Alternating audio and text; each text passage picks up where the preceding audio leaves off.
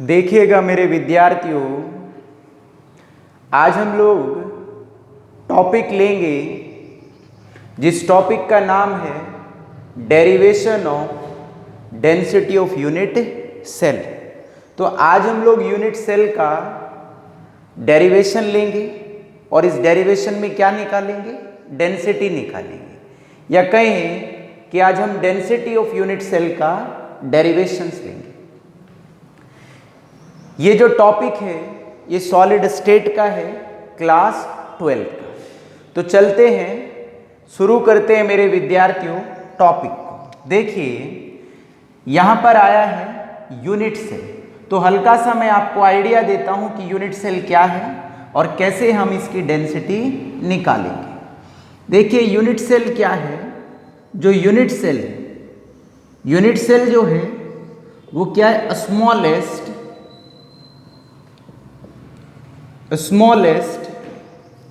Repeating unit. क्या है unit cell? बोलो बच्चों। Smallest repeating unit. किसकी स्मॉलेस्ट रिपीटिंग यूनिट है? क्रिस्टल की स्मॉलेस्ट रिपीटिंग यूनिट है, या कहीं क्रिस्टल लैटिस की, या कहीं क्रिस्टल लैटिस की, या कहीं क्रिस्टल लैटिस की, या फिर आप कह सकते हैं सॉलिड की भी ये एक स्मॉलेस्ट रिपीटिंग यूनिट है। तो कहें कि यूनिट सेल क्या है? यूनिट सेल जो है वो रिपीटिंग यूनिट है, स्मॉलेस्ट रिपीटिंग यूनिट है। किसकी? क्रिस्टल की कहें, या क्रिस्टल लैटिस की कहें, या फिर सॉलिड की कहें, यूनिट सेल रिपीटिंग यूनिट है। अब देखिए ये बच्चे आपको थोड़ा कम समझ आया होगा, तो इसको थोड़ा बायोलॉजी से कोरिलेट करते हैं, बायोलॉजी से कंपेयर करते हैं और समझने की कोशिश करते हैं। जैसे सभी लिविंग ऑर्गेनिज्म किससे बने होते हैं? किससे बने होते हैं? सेल से बने होते हैं। वैसे ही प्रकृति में जितने भी क्रिस्टल हैं, या कहीं प्रकृति के अंदर जितने भी सॉलिड हैं, वो सभी किससे बने हैं? यूनिट सेल से बने। हम ऐसा कह सकते हैं कि जो सेल है वो स्मॉलेस्ट रिपीटिंग यूनिट है लिविंग ऑर्गेनिज्म की, और इधर कह सकते हैं कि जो यूनिट सेल है वो भी स्मॉलेस्ट रिपीटिंग यूनिट है क्रिस्टल की या सॉलिड की होती है। अब सेल बार बार रिपीट होकर के क्या बनाती है? कंप्लीट ऑर्गेनिज्म बनाती है। वैसे ही यूनिट सेल भी बार बार रिपीट होकर के क्या बनाती है? कंप्लीट क्रिस्टल बनाती है, या कहीं कंप्लीट क्या बनाती है? सॉलिड बनाती है। तो हम ऐसा भी कह सकते हैं कि सेल भी एक बेसिक यूनिट है लिविंग ऑर्गेनिज्म की, और यूनिट सेल भी एक बेसिक यूनिट है किसकी? क्रिस्टल की, या कहीं क्रिस्टल लैटिस की, या सॉलिड की कहीं। अब देखिए हम डेरिवेशन को शुरू करते हैं। क्या करते हैं? डेरिवेशन को शुरू करते हैं। तो देखिए, तो हम लोग जो डेरिवेशन लेंगे वो लेंगे क्यूबिक यूनिट सेल का। तो कहने का मतलब ये है कि जो हमारी यूनिट सेल है उसकी शेप कैसी है? क्यूबिक है। तो देखिए इधर बनाते हैं। तो इधर यहाँ पर हम एक यूनिट सेल बना रहे हैं। क्या बना रहे बच्चों? यूनिट सेल बना रहे हैं। इनको आपस में हम लोग मिला देते हैं और इस तरह से ये क्यूब क्या हो गया? तैयार हो गया। तो ये फिगर क्या है? ये जो फिगर है, ये फिगर क्या है? Cubic unit cell. इस क्यूबिक यूनिट सेल के हम क्या निकालेंगे? डेंसिटी निकालेंगे। तो सबसे पहले क्या करते हैं, हम इस यूनिट सेल की एज लेंथ को कंसीडर कर लेते हैं। तो लेंथ भी कितनी मान लेते हैं? a सेंटीमीटर, और ब्रेथ भी कितनी मान लेते हैं? a सेंटीमीटर, और हाइट भी कितनी मान लेते हैं? a centimetre. तो ये कोई ज़रूरी नहीं है कि आप सेंटीमीटर में ही लें, तो आप मीटर में भी ले सकते हैं। तो मैं इसको कैलकुलेट जो करूँगा डेंसिटी को यूनिट सेल की, वो किस में करूँगा? सेंटीमीटर में करूँगा। किस में करूँगा बोलो बच्चों? सेंटीमीटर में करूँगा। ऐसा कोई ज़रूरी नहीं है, ये मीटर में भी निकाली जा सकती है। अब आगे देखिएगा, तो यहाँ पर हम लोग लिख देते हैं कि late the edge length, let the edge length of unit cell, let the edge length of unit cell, तो एज लेंथ मान लेते हैं यूनिट सेल की कितनी, a सेंटीमीटर क्यूब हो गई। तो वॉल्यूम क्या होगी इस यूनिट सेल की, तो वॉल्यूम ऑफ यूनिट सेल, तो वॉल्यूम ऑफ यूनिट सेल क्या होगी उसको देखते हैं। तो क्या होती है वॉल्यूम, जो साइडें हैं उनका क्या कर देते हैं, मल्टीप्लाई कर देते हैं। या कहीं वॉल्यूम क्या है, length into breadth into height, तो मल्टीप्लाई कर रहे हैं। तो इसको सोल्व करेंगे तो ये आएगा a क्यूब और सेंटीमीटर क्या आएगा बोलो बच्चों, क्यूब आएगा। तो वॉल्यूम ऑफ यूनिट सेल कितनी आई, a क्यूब सेंटीमीटर क्यूब आई है। हमें क्या निकालना है, डेंसिटी निकालनी है। और किसकी डेंसिटी निकालनी है, यूनिट सेल की डेंसिटी निकालनी है। तो डेंसिटी का फॉर्मूला होता है मास अपॉन वॉल्यूम। तो यहाँ पर हम लोग ले लेंगे mass of unit cell upon volume of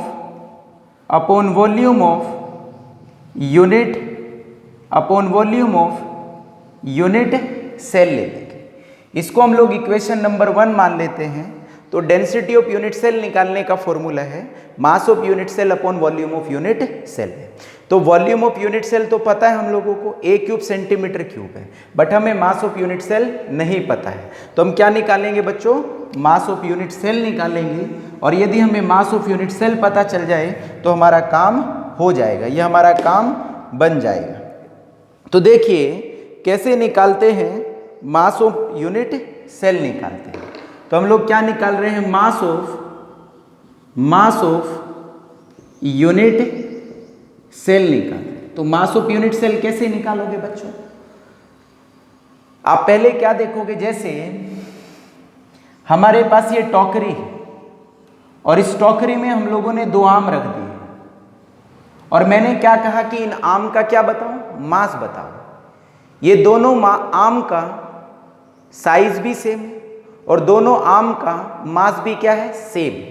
तो आप क्या करोगे, यदि आपको गणित आता है और आप इंटेलिजेंट हैं, आपके पास तराजू छोटी है, एक साथ दोनों आम को तोला नहीं जा सकता है, एक साथ दोनों आम को मेजर नहीं किया जा सकता है। तो आप क्या करोगे, एक का मास पता कर लोगे, तराजू में एक आम का मास पता कर लोगे। तो जैसे कितना है, 100 ग्राम है, एक का 100 ग्राम आया। तो अब आपको पता है कितने थे, ये 2 थे, तो 2 की मल्टीप्लाई कितने से मार दोगे, 100 से मार दोगे। तो कितने ग्राम के आम हो गए, 2 के हो गए।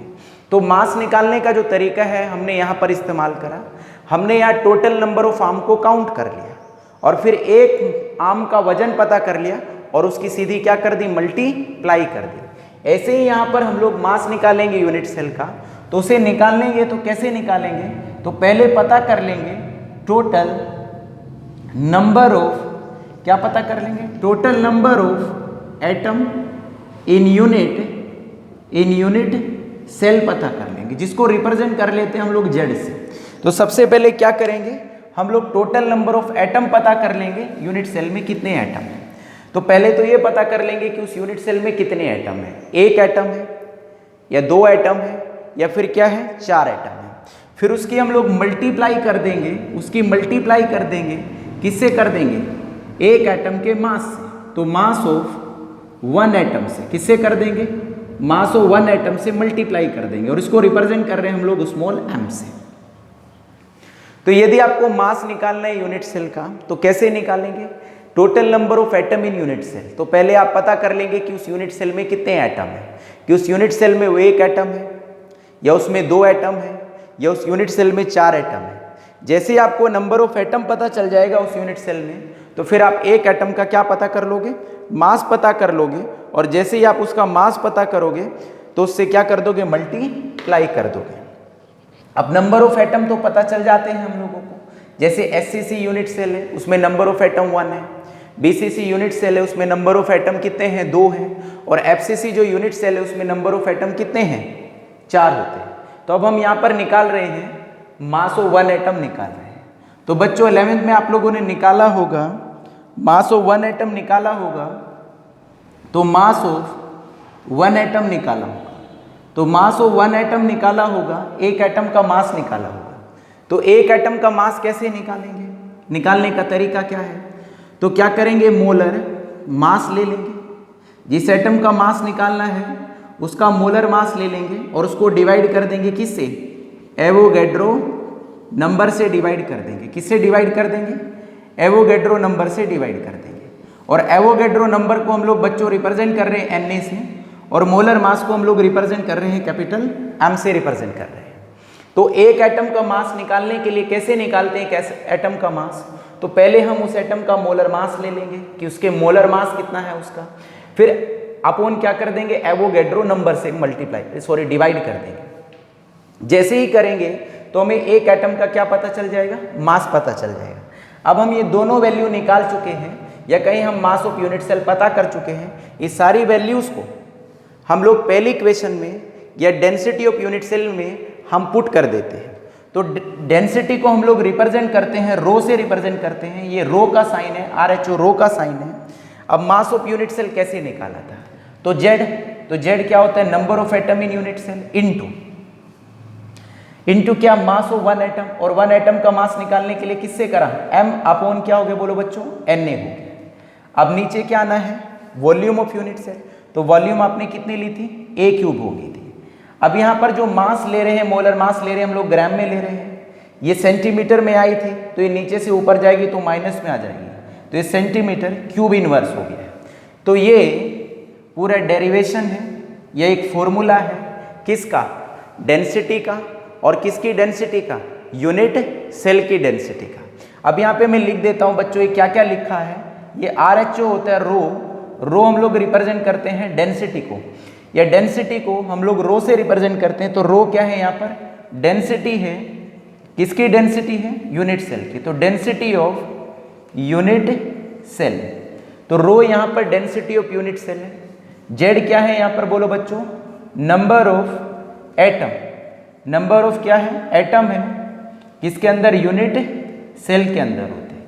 तो यूनिट सेल के अंदर नंबर ऑफ एटम है।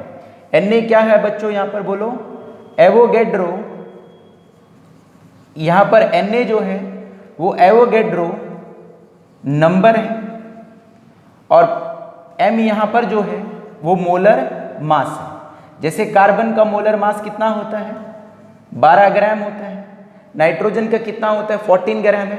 तो इसी तरह से जिसका भी मोलर मास लेना है वहां पर यहाँ लिया जाएगा। तो M यहाँ पर क्या है, मोलर मास है। और जो एवोगैड्रो नंबर है इसकी वैल्यू आपको पता है, 9th में ही बता देते हैं, 6.022 इंटू 10 की पावर 23 होते हैं। तो आपको एज लेंथ हमेशा गिवन होती है क्वेश्चन में, एवोगैड्रो नंबर की वैल्यू आपको पता है, मोलर मास की वैल्यू दे रखी होती है, और Z की वैल्यू आप पुट करेंगे according to the unit cell, कि उस यूनिट सेल वो कैसी है। अब देखिए मैं आपको बता देता हूँ, number of atom in unit cell बता देता हूँ कि किस यूनिट सेल में कितने एटम होते हैं। तो number of atom in unit cell, तो number of atom in unit cell मैं बता रहा हूँ आप लोगों को, जो SCC यूनिट सेल है उसमें नंबर ऑफ एटम जो होते हैं वो एक एटम होते हैं। SCC यूनिट सेल में हमेशा एक एटम होता है। जो BCC यूनिट सेल है उसमें नंबर ऑफ एटम 2 होते हैं। अब कहेंगे ये कैसे पता करते हैं, इनको निकालने के तरीके हैं, तो नेक्स्ट लेक्चर में मैं आपको बताऊंगा कि कैसे इनको निकालेंगे। जो FCC यूनिट सेल है इसके अंदर नंबर ऑफ एटम जो होते हैं वो कितने होते हैं, 4 होते हैं। अभी ये बात याद रखना आप लोग जब न्यूमेरिकल करेंगे कि SCC के अंदर जो सिंपल क्यूबिक यूनिट सेल है उसके अंदर नंबर ऑफ एटम 1 होते हैं, जो BCC है बॉडी सेंटर्ड है उसके अंदर नंबर ऑफ एटम 2 होते हैं, और जो face centered cubic unit cell है FCC उसके अंदर नंबर ऑफ एटम 4 होते हैं। अब देखिए जब आप लोग विद्यार्थियों न्यूमेरिकल्स करेंगे तो कई बार आप लोगों को न्यूमेरिकल में डेंसिटी निकालनी होगी यूनिट सेल की, कई बार आपको नेचर ऑफ यूनिट सेल निकालना होगा कि यूनिट सेल का नेचर कैसा है। तो उस केस में आपको Z की वैल्यू निकालनी होगी। यदि Z की वैल्यू 1 आई तो nature of the unit cell SCC होगा, Z की वैल्यू यदि 2 आई तो nature of the unit cell BCC होगा, और Z की वैल्यू यदि 4 आई तो nature of the unit cell क्या सा होगा, FCC होगा। मोलर मास क्वेश्चन में गिवन होता है, एज लेंथ क्वेश्चन में गिवन होती है, और एवोगैड्रो नंबर की वैल्यू आपको क्या होती है, पता होती है। ये जो फॉर्मूला है डेंसिटी ऑफ यूनिट सेल का, इसके ऊपर बहुत सारे न्यूमेरिकल NCERT की बुक में और बोर्ड में भी थोक के भाव इस टॉपिक से क्या आते हैं, न्यूमेरिकल आते हैं, या कहीं इस फॉर्मूला पे क्या आते हैं, न्यूमेरिकल आते हैं। तो यही हमारा था, एक बार रिवाइज कर लेते हैं। देखिए ये यूनिट सेल है जिसकी एज लेंथ को मैंने a सेंटीमीटर कंसिडर कर लिया। तो एज लेंथ कितनी मान ली, a सेंटीमीटर। वॉल्यूम कितनी हो गई, a cube centimetre cube. Density unit cell क्या हो गई, mass of unit cell upon volume of unit cell. Mass of unit cell कैसे निकालते हैं, उस यूनिट सेल में ये पता कर लेते हैं कितने एटम है, फिर एक एटम के मास से मल्टीप्लाई मार देते हैं। मास ऑफ एक एटम कैसे निकालते हैं, मोलर मास उस एटम का जिसका मास निकालना चाह रहे हैं आप लोग, अपॉन एवोगैड्रो नंबर है। इन सभी वैल्यूज को आप लोग पहली इक्वेशन में पुट करिएगा तो यहाँ पर आएगा rho equals to Z into M upon A cube into N A gram per centimetre cube है। ये जो रो है ये डेंसिटी ऑफ यूनिट सेल है, जेड यहाँ पर number of atom in unit cell है। हर यूनिट सेल में संख्या जो होती है एटम की वो अलग अलग होती है। जैसे एससीसी यूनिट सेल में 1 एटम होता है, बीसीसी यूनिट सेल में 2 एटम होते हैं और एफसीसी यूनिट सेल में 4 एटम होते हैं। एन ए यहाँ पर एवोगैड्रो नंबर है जिसकी वैल्यू 6.022 इंटू 10 की पावर 23 है और m यहाँ पर मोलर मास है। तो इस तरह से ये डेरिवेशन है। तो ये डेरिवेशन भी बोर्ड में आता है। डेरिवेशन कैसे आता है समझिएगा, ऐसे आता है कि how can you calculate the density of unit cell if edge length of unit cell is known, कि आप यूनिट सेल की डेंसिटी कैसे निकालेंगे, यदि आपको डेंसिटी कैसे निकालेंगे यूनिट सेल की, यदि आपको उसकी एज लेंथ क्या हो, नॉन हो। एक तो इस तरह से आता है। फिर जो दूसरा तरीका है वो ऐसे आता है कि आप यूनिट सेल का मोलर मास कैसे निकालेंगे, m कैसे निकालेंगे, यदि आप लोगों को उसकी एज लेंथ भी नॉन हो और आपको उसकी डेंसिटी भी क्या हो, नॉन हो। तो पहले आपको यहीं तक लाना है पूरा न्यूमेरिकल, पूरा का पूरा डेरिवेशन यहीं तक लाना है, फिर आप सीधा m निकाल के रख देना। तो m बराबर क्या हो जाएगा बोलिए, m बराबर हो जाएगा rho into A cube into N A upon क्या हो जाएगा, z हो जाएगा। तो इस तरह से पूरा डेरिवेशन था। मुझे उम्मीद है कि आपको समझ आया होगा। ठीक है, यहीं पर हम लोग इस लेक्चर को क्या देते हैं, विराम देते हैं। धन्यवाद।